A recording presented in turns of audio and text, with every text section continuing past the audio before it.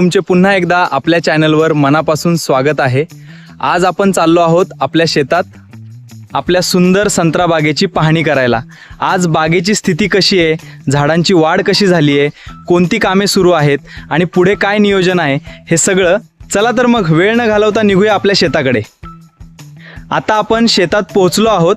बघा मित्रांनो, आपल्या आजूबाजूला हिरवागार परिसर आहे। पावसामुळे झाडांना चांगला तजेला आला आहे।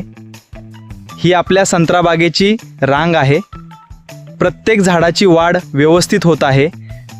शेतात आल्यावर सर्वात आधी झाडांची पाहणी करणं खूप महत्त्वाचे असते। कुठे कीड आहे का, पाने पिवळी पडत आहेत का, तर पाने पिवळी पडत आहेत का हे तपासले पाहिजे। पिकले आहेत का, फांद्या सुकल्या आहेत का याकडे लक्ष द्यावं लागते। वेळेवर लक्ष दिले तर नुकसान टाळता येते। आता आपण मातीचीही पाहणी करूया। पाऊस झाल्यानंतर मातीमध्ये योग्य ओलावा आहे का, पाणी साचले आहे का याची खात्री करणं गरजेचं असते। संत्रा पिकासाठी पाण्याचं योग्य नियोजन खूप महत्त्वाचे आहे। मित्रांनो, शेती म्हणजे फक्त पीक घेणं नाही, शेती म्हणजे संयम, मेहनत आणि निसर्गावरचा विश्वास। रोज काहीतरी नवीन शिकायला मिळते, प्रत्येक दिवस वेगळा असतो। आता आपण काही झाडे जवळून पाहूया। ही झाडे निरोगी दिसत आहेत, नवीन पालवी फुटली आहे। योग्य वेळी खत, पाणी आणि निगा राखली तर चांगलं उत्पादन मिळते।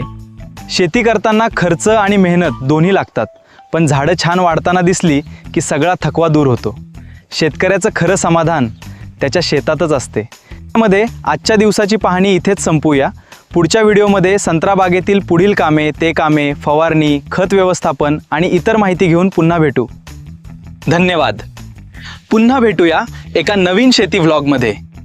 जय जवान, जय किसान।